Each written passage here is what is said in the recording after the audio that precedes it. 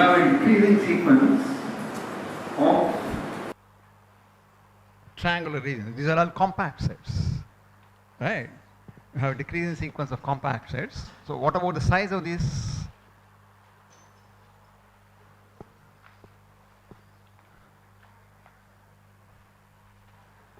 So what about the length of T itself? What is the relation between the length of T and the length of Tn?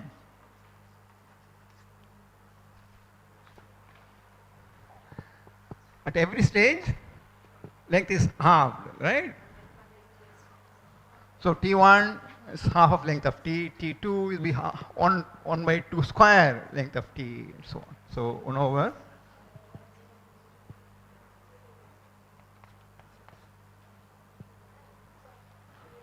the other way.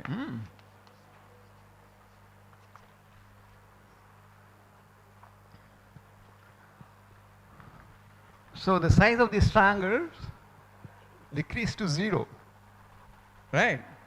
So you have the Cantor intersection theorem, remember?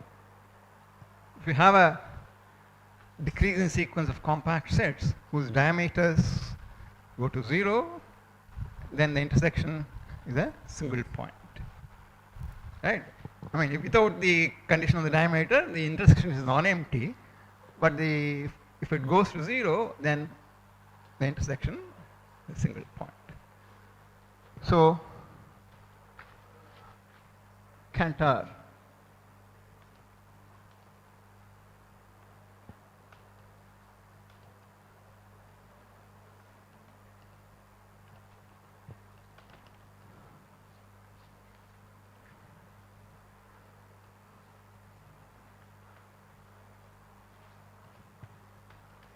a single point Z0, let's say. So let's see what happens at Z0. So Z0 is in every triangle there. So it is in the domain of holomorphy of the function, domain of analyticity. So F is analytic at Z0. So you can write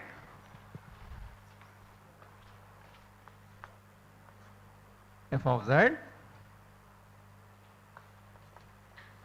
f of Z0 plus f prime Z0 into Z minus Z0 plus the remainder,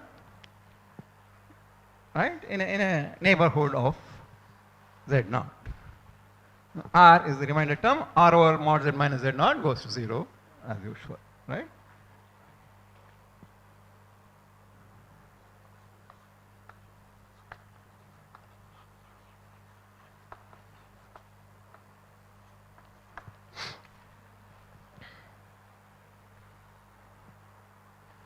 Say you take a disk.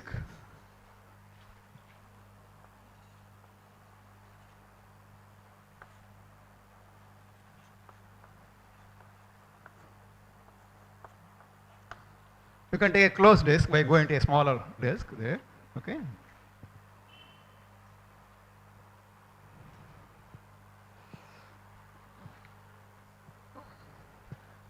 So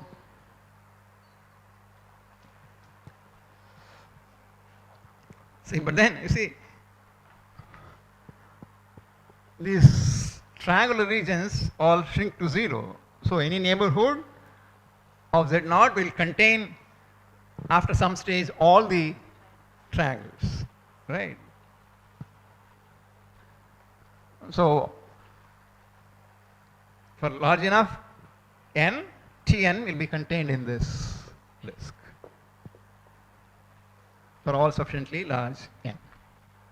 So you don't have to integrate over R, you can integrate over n, Tn, right? Tn lies inside this. So this holds in Tn, inside Tn, that is in delta n, okay? So Tn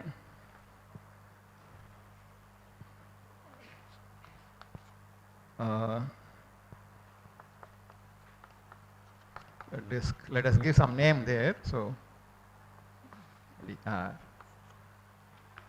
just to, so Tn is contained in dr for all sufficiently large n.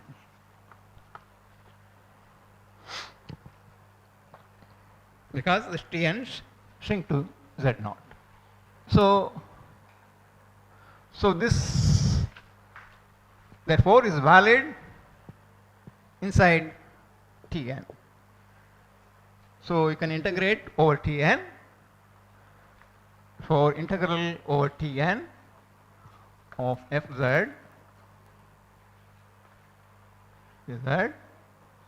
is integral over Tn of fz naught z plus f prime z naught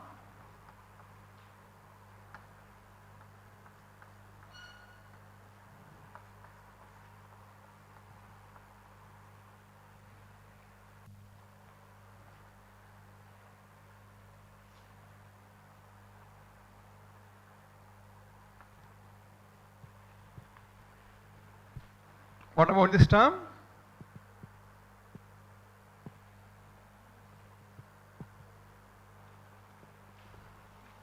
Zero, right? It's constant. You are integrating constant along a closed curve. It's just power of z. So these are all zero. So you are essentially left with the remainder term, integral of the remainder term.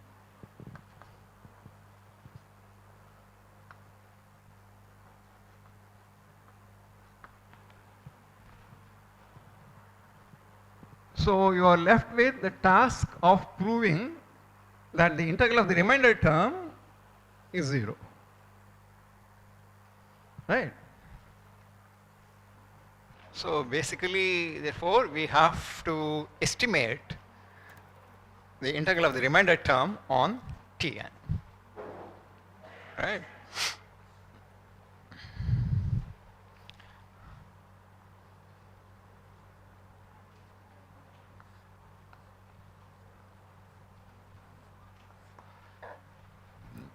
What is the property of the remainder term?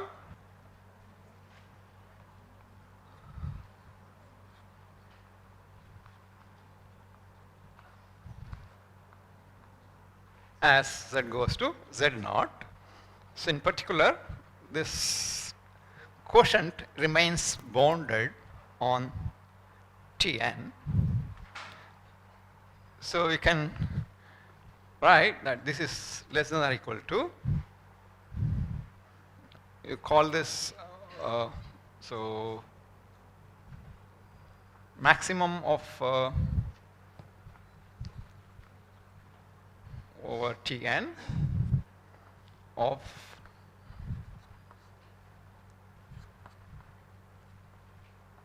z naught. So R you write as R over z minus z naught times z minus z naught. So this into mod z minus z naught. Right? So z naught is inside Tn. Z is, we are integrating on Tn. So z is lies on Tn. Okay, so we have z is some, I mean, yeah, z is some point here, z naught is here. So the length is, of course, smaller than the diameter of the triangle, which in turn is less than the length of the triangle. Okay, so what will you get? The bond. So this is a bond for R over z minus z naught. So you have another z minus z naught, which is bounded by the length of the triangle. Okay, and then remember the estimate for an integral, maximum of the integrand times the length of the curve. So the integrand itself is bounded by this times length of Tn. So there is another length of Tn coming in, right? So I mean, here you get first, if you want, diameter of Tn, which in turn is less than length of Tn, times length of Tn. Is this okay? R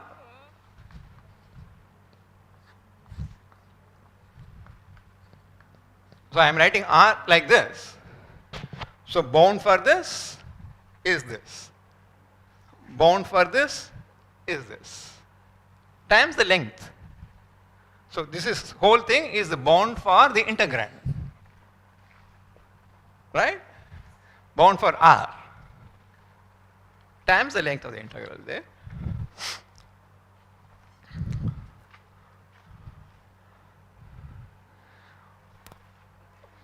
But what about this?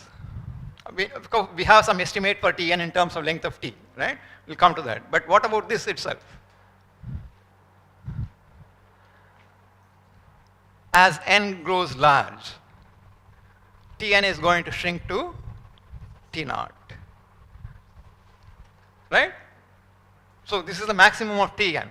So this is the whole thing is going to shrink to 0. Right? So if you denote this by something, whatever,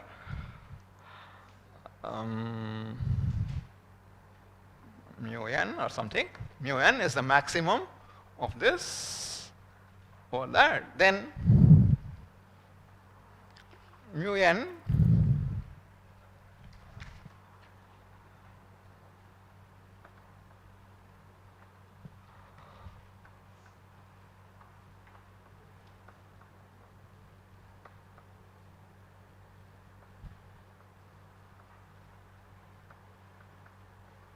because the triangle shrink to single point that long.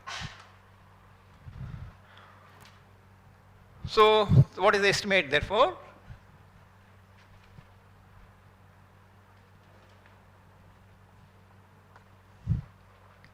Mu n length of Tn square. So we have to relate it with T. What we want is T, right? How are these related? How is so what you have therefore is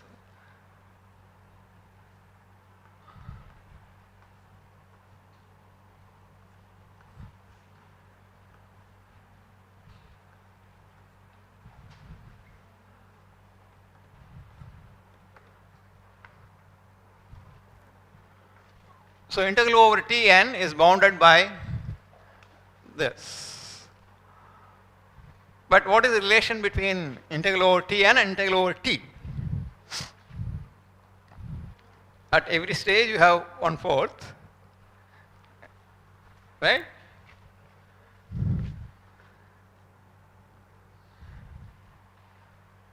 So what is the relation between integral over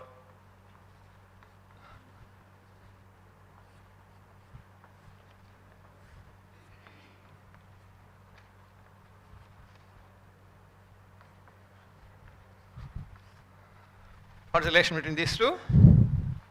How did we choose our Tn? Integral over T1 is greater than or equal to 1/4 integral over T. And then integral over T2 is greater than or equal to 1/4 integral over T1. So integral over T2 is greater than or equal to 1/4 square integral over T. Right? So integral over Tn is going to be greater than or equal to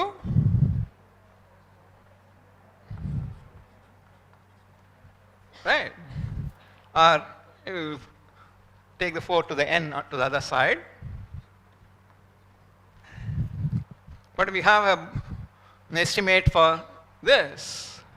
So this is less than or equal to 4 power n mu n length of Tn. What is length of Tn in terms of length of T? length of Tn is 1 over 2 to the n length of T. So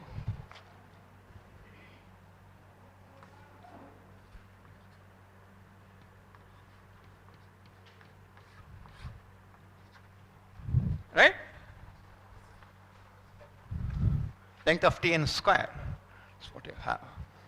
So this 4 to the n will cancel out there, and you are going to get that length of T square times mu n.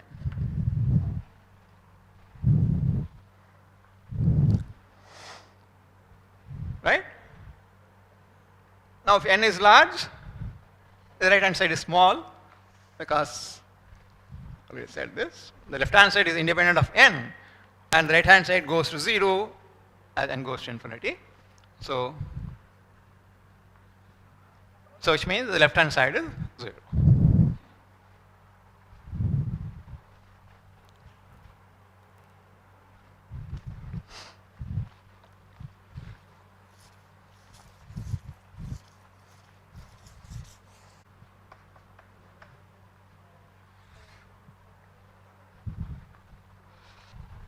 So that proves the Gauss lemma, right, or the Cauchy theorem for triangles.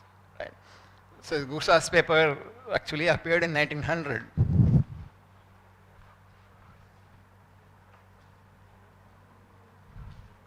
Transactions of the American Mathematical Society. So for all the things that we want to do, which basically to start with is to get a power series expansion, what all you need is the formula for a disk. Okay, because power series is usually expanded in a disk, right? You have so for that, this is going to be sufficient. From this, we can derive the Cauchy's theorem and then the Cauchy's integral formula for a disk. But the proof that we can give for a disk actually works in a more general, for more general domains. Say, for example, convex domains. You know what is convex, right? If you have 2 points in the domain, the line segment joining any 2 points lies in the domain. Or even more generally, what are called star-shaped domains.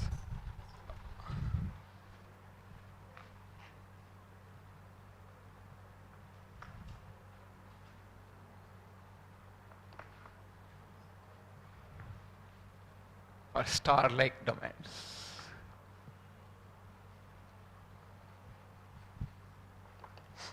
What is this shape of a star? Of course, the actual shape of a star is round, the way we see the star.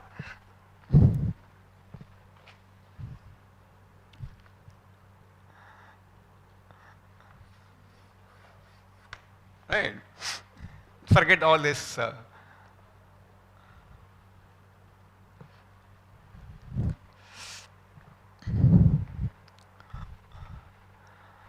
So what is special about such a domain? It's not obviously convex, right?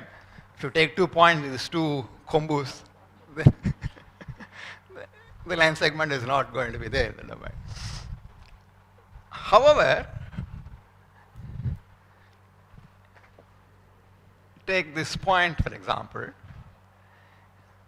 The line segment joining this point to any other point of the domain lies in the domain. Right? Whichever point you take. So such a domain is called a star-like domain or a star-shaped domain. That means what? A domain in which there is a point, let's say Z0, such that for any other Z in the domain, the line segment joining Z0 and Z lies inside the domain. Right?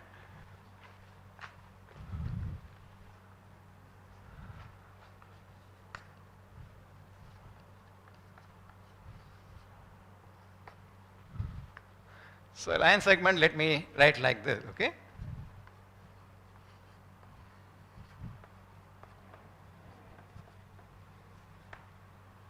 This stands for the line segment joining Z0 and Z.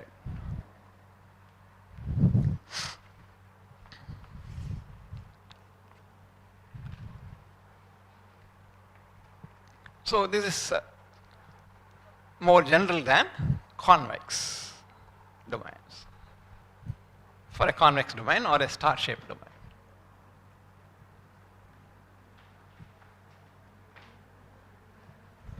Oh, we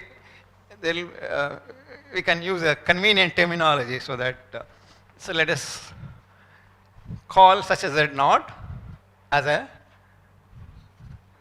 just to write something conveniently, star center.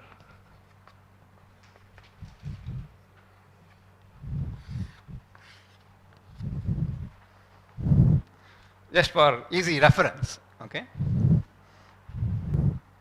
Convex will do for us, but so we don't gain anything by restricting to convex. Same, essentially same proof is going to work for this, so why not? So what is the theorem? If you have a star-shaped domain and a closed curve, a closed curve, which along with the interior of the curve lies in the domain, okay? The integral of any analytic function over that closed curve is 0. Actually, we can prove what is apparently slightly stronger, namely that any analytic function in a star-shaped domain has a primitive. So once a function has a primitive, the integral along a closed curve is going to be 0, as we already mentioned, right? So omega star-shaped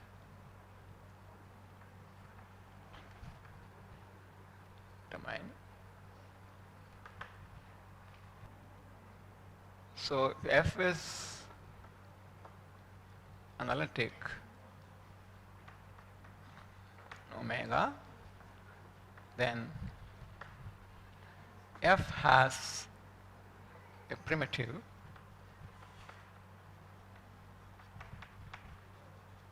in omega, and in particular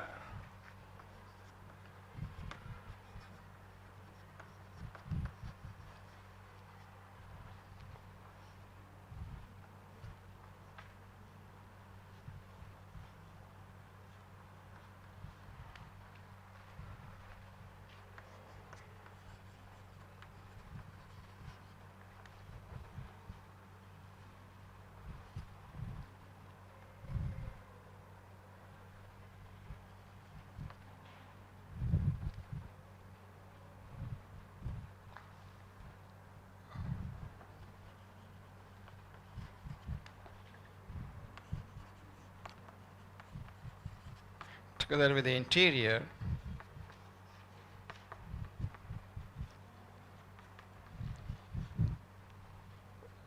contained in C.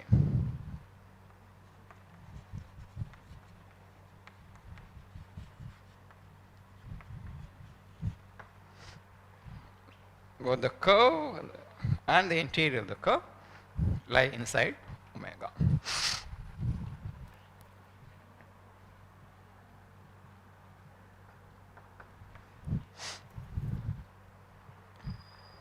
So take the star center.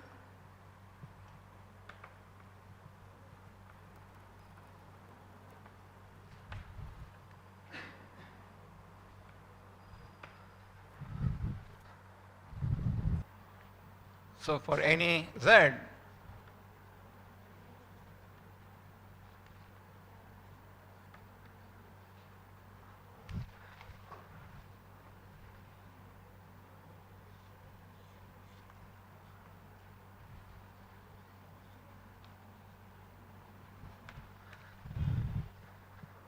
consider the triangle formed by Z0, A and Z. Z0 is the star center, A is some fixed point, Z is an arbitrary variable point. So apply the theorem, Cauchy's theorem for triangles to this triangle, right? So in fact, we can even specify what the function g is going to be. So, so what do we want to do? To find g such that g prime z equal to fz for all z. Right? This is what we want. So apply Cauchy's theorem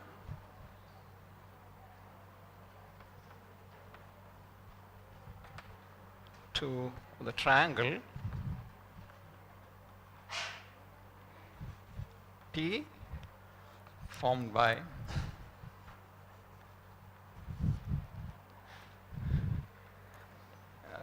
Z0, A and Z. What is the conclusion? We conclude that,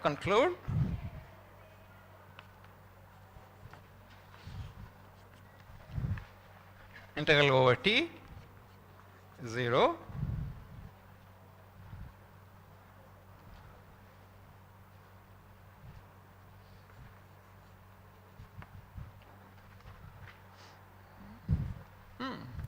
So this is integral over the three segments Z0 A, Z and Z Z0.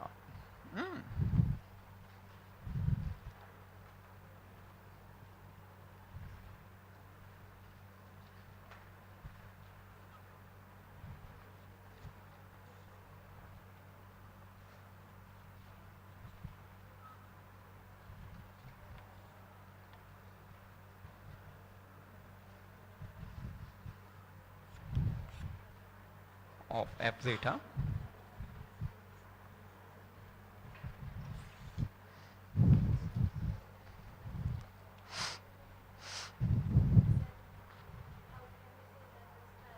this can be a degenerate triangle, in which case it's just a line.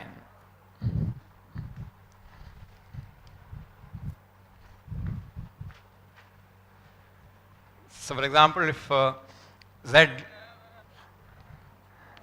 lies here, will like this and then go back, so we'll get 0 in any case. Okay?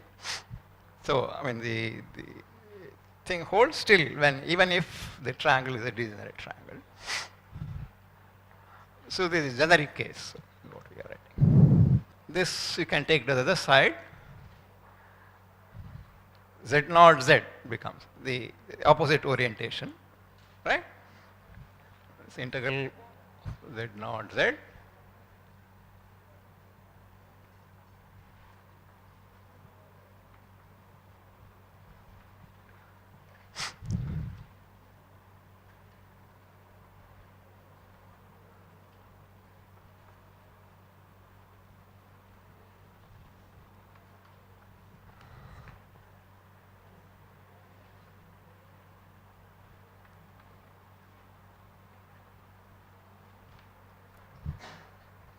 Okay? So this term I am taking to the other side. I am changing the orientation of this. That's all. So what do you have now? So this is so z is any variable point in omega. So if you call this function as z, gz,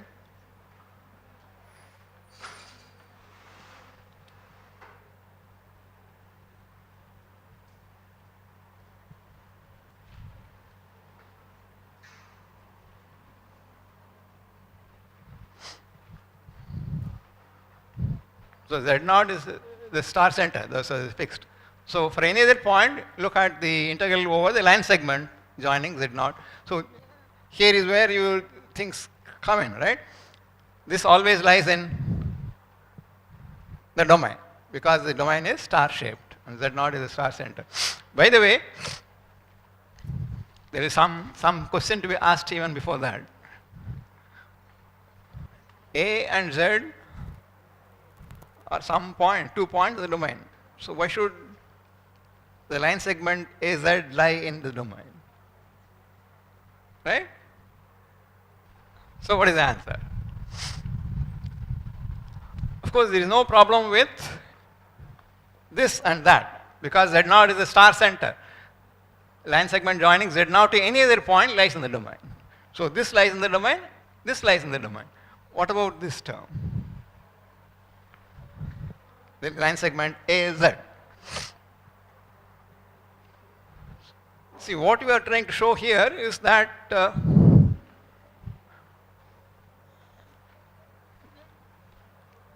G is a required function. You want to show that G prime A is equal to f of A. You want to show that G is differentiable at A and G prime A is nothing but f of A. So what you want is to look at only a neighborhood of A. You want to check differentiability at A. You need to check, you need to only look at a neighborhood of A, right? A is a point in the domain. The domain is open. So some neighborhood of A is going to be, so let us draw a picture, okay? So this is your, whatever, star-shaped domain or what, okay? Round about that's going to be convex, so, okay? This is your domain. So A is some point there, and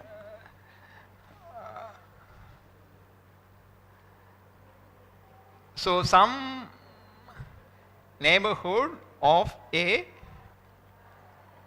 is going to be inside your domain omega. You are interested only in point Z which are close to A, in a neighborhood of A. So we are going to take only Z here. Okay. So in which case there is no problem with this. There is going to be inside that disk, and therefore inside your omega. Okay? So you have to observe that before writing this. For Z close to A,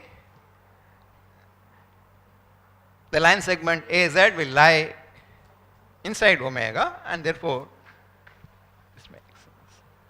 Okay? So you can close to A, apply. Close means sufficiently close. Sufficiently close means inside omega.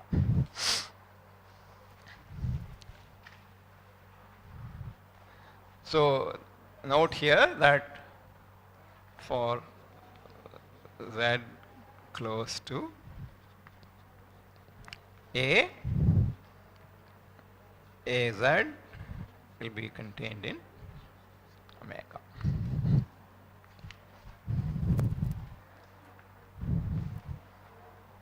Okay now? So now everything is fine. No problem with any of this. So if you call this as GZ, so now G is defined only in that neighborhood, right? G is not defined on the whole of omega. So G is defined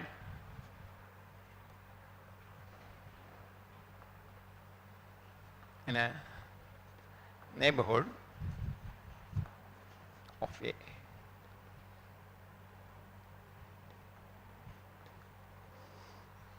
So let us see. So what does this give you? This is GZ.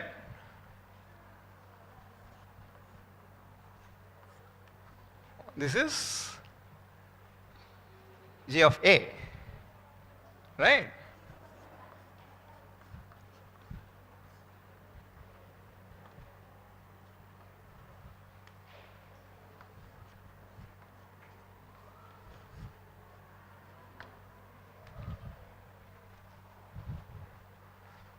So what is z minus g of a over z minus a minus f of a? This is what we are interested in, right? We want to show that limit of this is this. So what is this?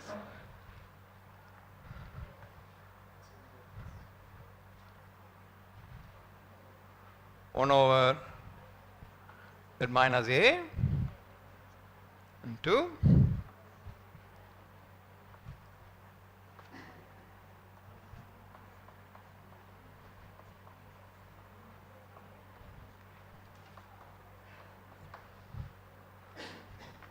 right?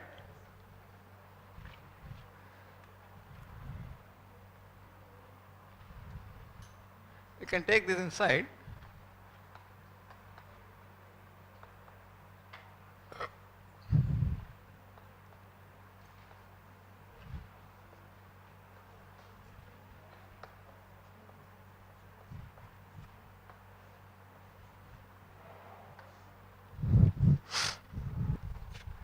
If you are integrating a constant on a line segment, what are you going to get? I mean, not a to z, but the line segment a to z.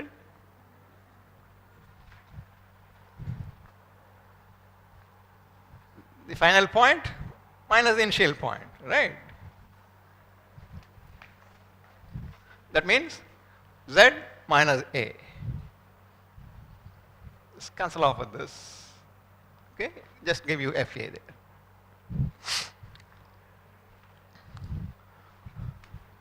So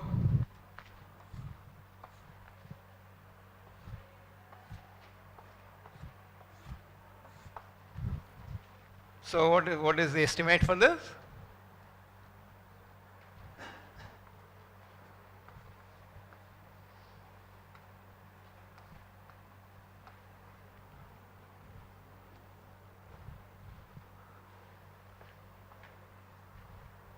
The maximum for the integrand,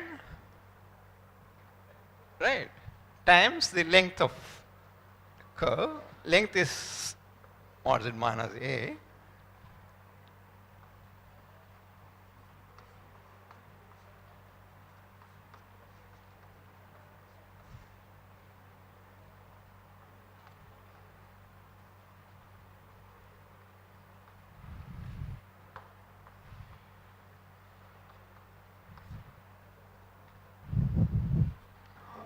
So what do you get?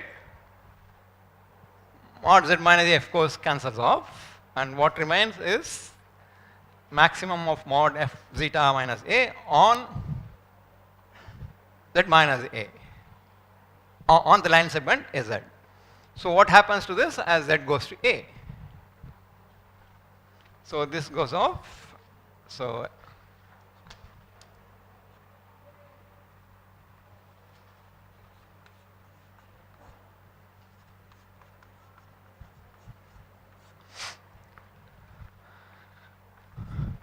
f is analytic. In particular, it is continuous, uniformly continuous on that segment. So this goes to 0 as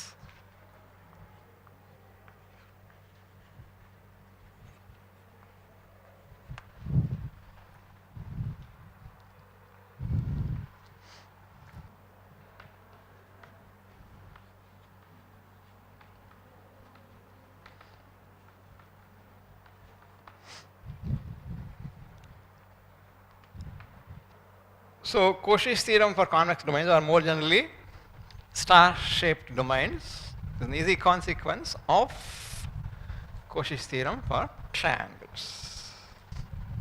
So in particular, we have Cauchy's theorem for disks. Disks are our convex sets. So Cauchy's theorem holds for convex sets. So in particular, you have Cauchy's theorem for disks.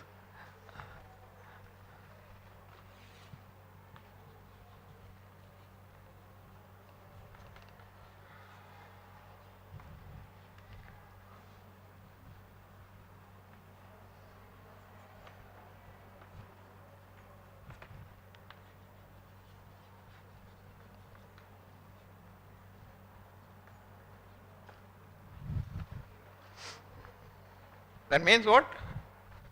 If your function is analytic in a disk and you take any closed curve inside the disk, then integral of that of fz along that closed curve is 0, right? So if you have a disk D and a curve inside this, then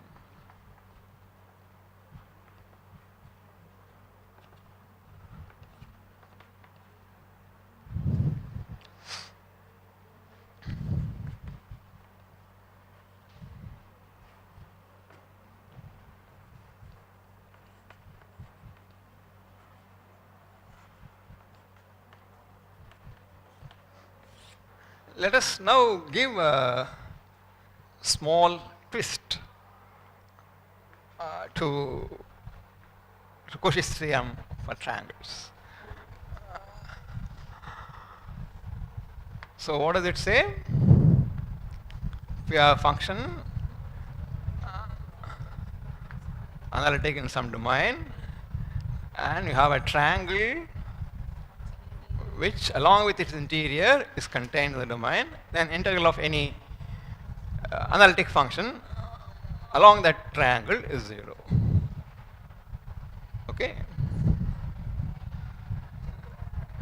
So in particular, all the sides and all the vertices of the triangle lie in a domain where the function is analytic, right? We can tweak this a little and allow one of the vertices to lie outside the domain of analyticity.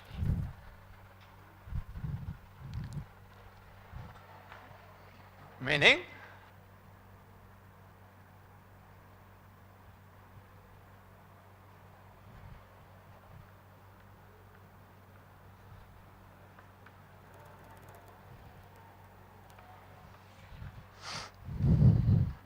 or improved version of Gustaf's lemma if you want. If you're not familiar with the word tweak, don't worry. So if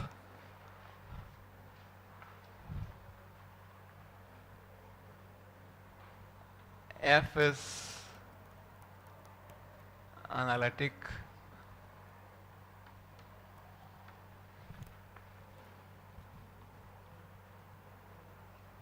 let me just write this, forget the brackets, okay? So I'm omitting a point in omega.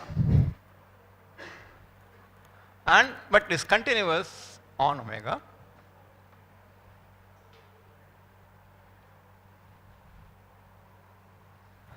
Because you want to talk about the integral on the triangle. So on the triangle the function should be continuous. So then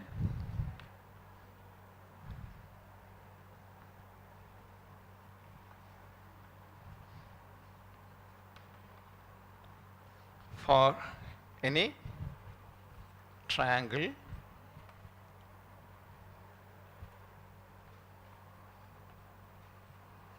T with a vertex at Z0. See, if all the vertices lie in omega, then fine. I mean, there's nothing new. It's already there in the. So even if one of the vertices is in that omitted point, still the integral is 0. And of course, the other things are the same, right? Other points of T and the interior of T are all inside omega. Those conditions are still there.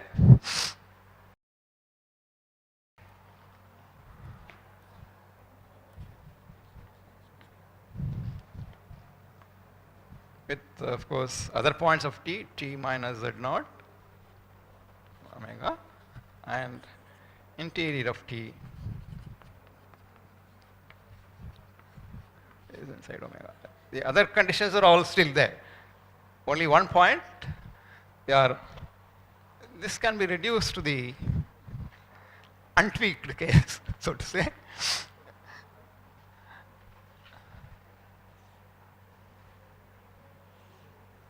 suppose this is Z0, okay.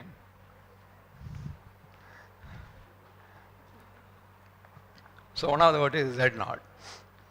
So what you do is you take, so you have two sides of the triangle with vertex at Z0. So on each of those you take point each on each of them close to Z0, right? Let's say Z1, Z2.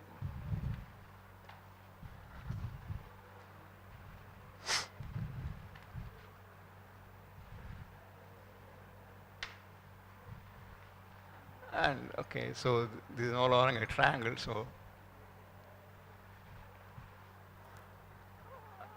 join one of these to the other vertex. Okay, we need triangle, so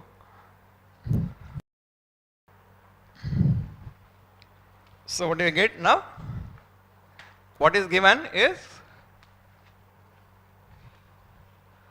what you want is to evaluate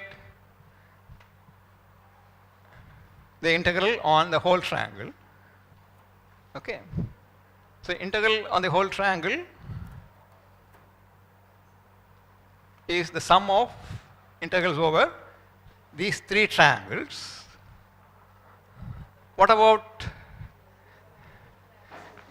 forget the small triangle, what about the other two triangles? The integral is already 0 by the original Gursa, right? So you have to only look at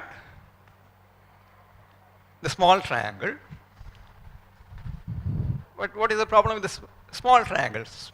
Triangle is small, so you can make it as small as you want. So the integral over that small triangle is going to be bounded by whatever the maximum of fz on that triangle times the length of the triangle. Maximum of f on that triangle is in turn bounded by maximum of f on the whole triangle, right? F is continuous on the whole triangle, bigger triangle. So maximum of f over the bigger triangle, mod f over the bigger triangle, times the length of a small triangle, which you can make as small as you want, right? By taking Z1 and Z2 arbitrarily close to Z0. That's all, right? So you can write down the proof. Writing down is as important as understanding. Once you understand, you must be able to write. Okay, so you must, so this is a skill that you have to develop, writing something that you know, right? In a mathematically at least, a logical, mathematical sequence of steps. So how do you write in this case? What is the proof? How do you go about? So you write all these in words. I have drawn the picture. You write those things in words. So in other words, Z0 is already given to a vertex of T. Let Z1, Z2 be the other two vertices. I'm sorry, no. We are taking Z1, Z2 to be this. So this T. So you take point Z1. Maybe it's easier to give some names, okay? Maybe Z1, Z2 you can give for this. You can give some other names for this, right? So that whatever W1, W2 or whatever you want. So Z0, Z1, Z2 is the given triangle T. Take point zeta 1 on Z0, Z1 and zeta 2 on Z0, Z2. You can write as you say. Come on, start writing. So denote the given triangle T by Z0, Z1, Z2. Or let these be the vertices of the triangle T. So if you want, you can start with an epsilon, right? So that you can make things precise. So let epsilon be greater than 0. Okay. Choose points zeta 1 on Z0, Z1 and zeta 2 on Z0, Z2, so that the length of the triangle Z0, Z1, Z2 is less than epsilon. Okay? So label these triangles if you like. So this is T1, T2, T3, integral over T of fz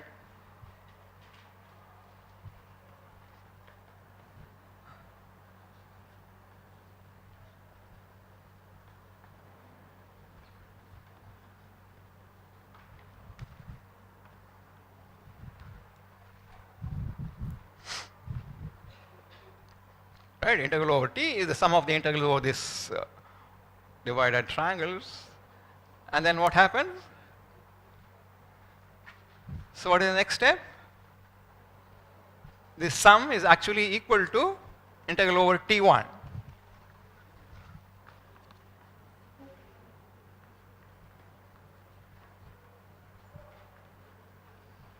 Because what? Integral over T2 and integral over T3 are 0 by the original Gauss lemma. Then what? Estimate now. Integral over T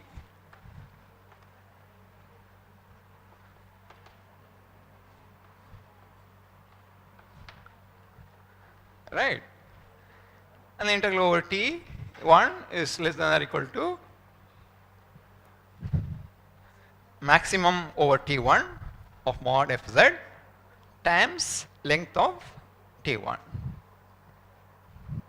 which in turn is less than or equal to length of the maximum over T of mod fz times epsilon, right? The length of T1 you have started with, have you written that? So choose those points so that the length of T1 is less than epsilon. So you get that the whole thing is less than length of T times epsilon. After, of course, a couple of steps here. So epsilon is arbitrary, and therefore the left hand side is 0.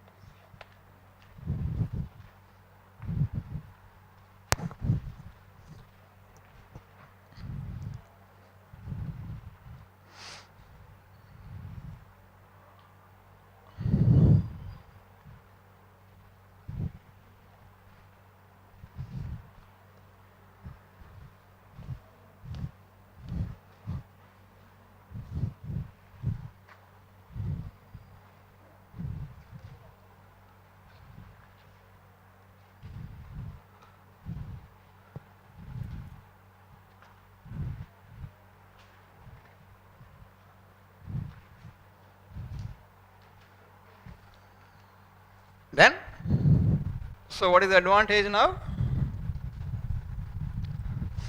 So from this improved version of Gauss's lemma, you get a improved version of Cauchy's theorem for star-shaped domains.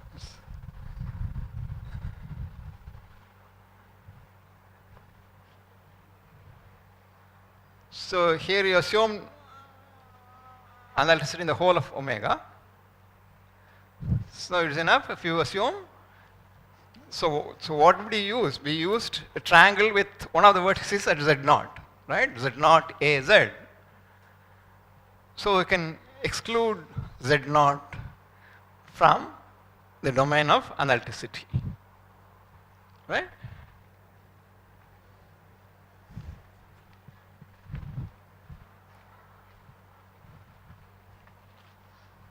with, of course, Z naught is mentioned, not mentioned in the statement here, so let's, with star center,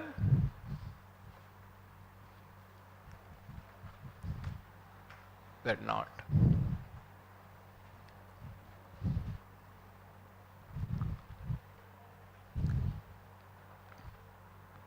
And continuous on omega.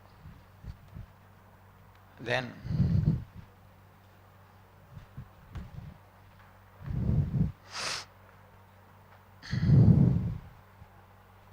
you don't assume analyticity at omega, but at Z naught, but assume continuity, okay? Because you have to integrate. What changes do you need in the proof?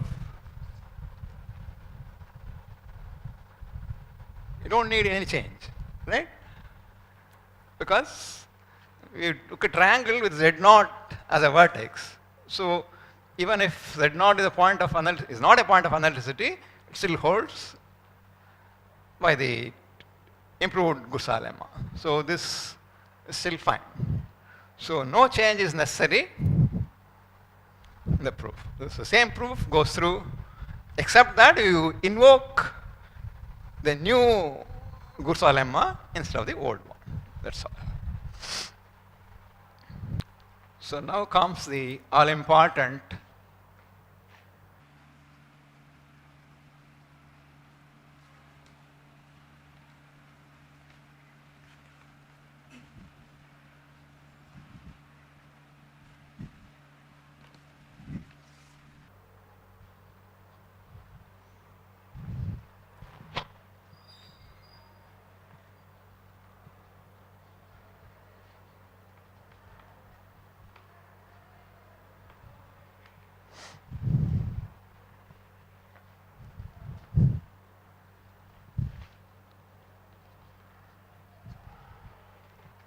take any point and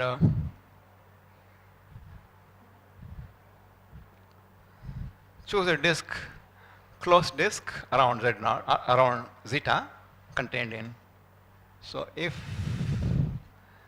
the closed disk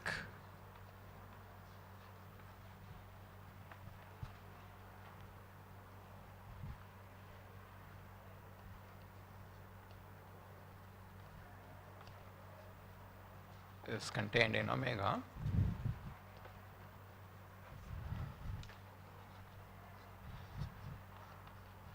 then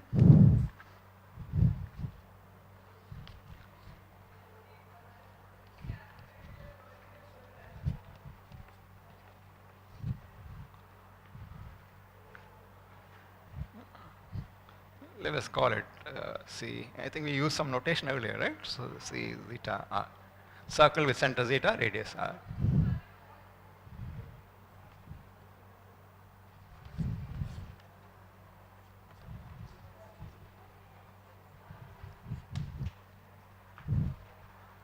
So we are going to apply only for a disk, Cauchy's theorem only for a disk, although we proved it for star shaped and so on.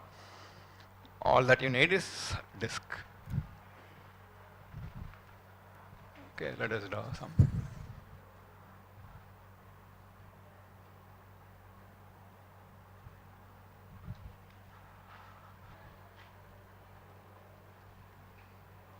That is zeta and this is R and so on. So take a slightly larger disk around that.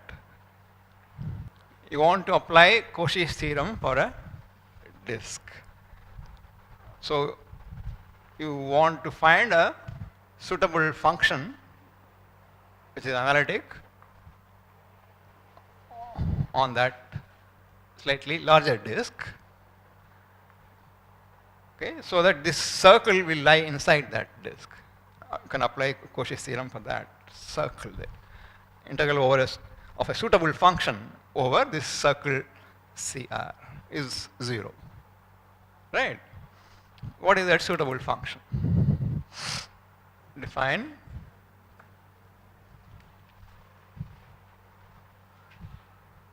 say f of z or g of z, whatever it is.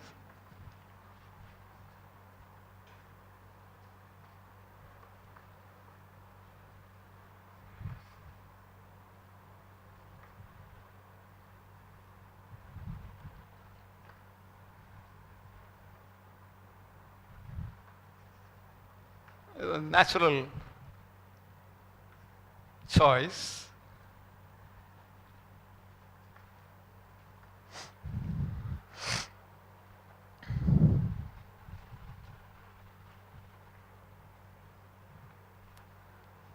So what can you say about this function f? Capital F is analytic everywhere except possibly at zeta. What happens at zeta? It's continuous, right? Because the limit of this is this. Improved Cauchy theorem for the disk, let's say, right? So you have a function which is, so look at the statement of that theorem. You have a function which is analytic in omega except at some point, in this case zeta, maybe z naught earlier, and also continuous at that point also. Then what is the conclusion? Integral of the function is 0 along any closed curve, right? So f is analytic in omega minus zeta and the continuous on omega. So by the tweaked or improved Cauchy theorem for a disk,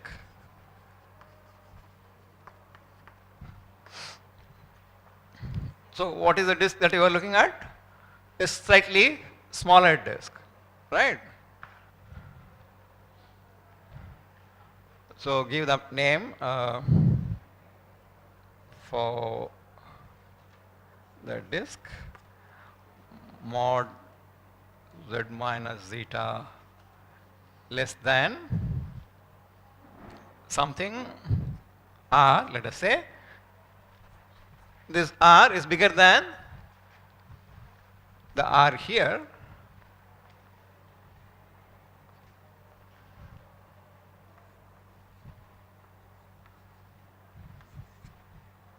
and such that mod z minus zeta less than or equal to r. This is also lies in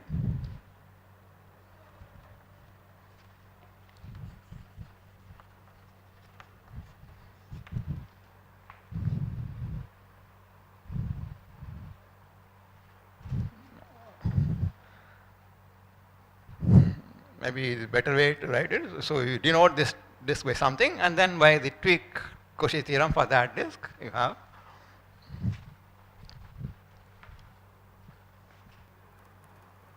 what do we get? Integral over whatever we call that C zeta r of fz dz is 0. But what is this?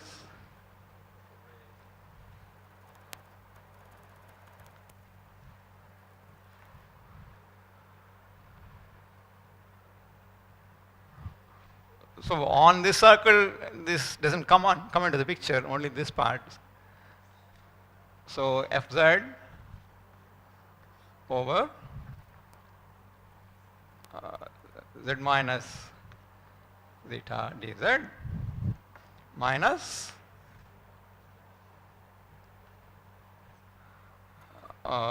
what? F of zeta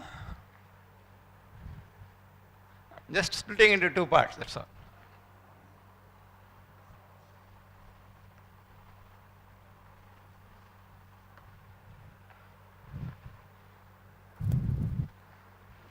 What is this? So this is, keep it as it is. But what about the second integral?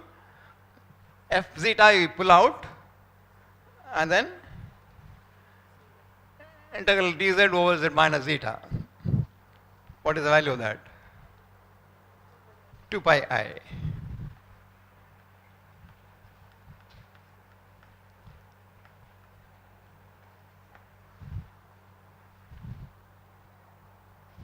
That's all. F of zeta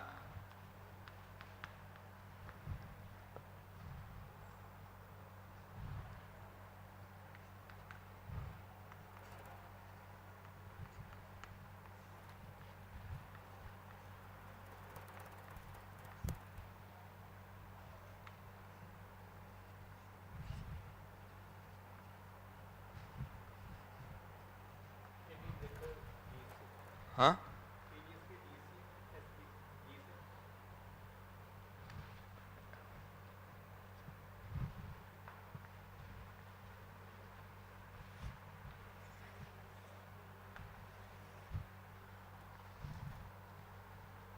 So that's the Cauchy formula for a disk.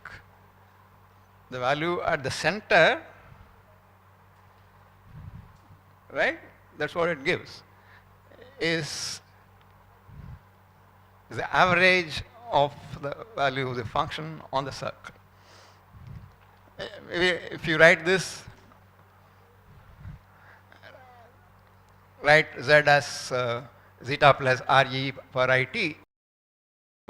Okay, we'll come write that anyway. What is called the mean value property. Just rewrite this in terms of t, that's all. So that gives the integral formula.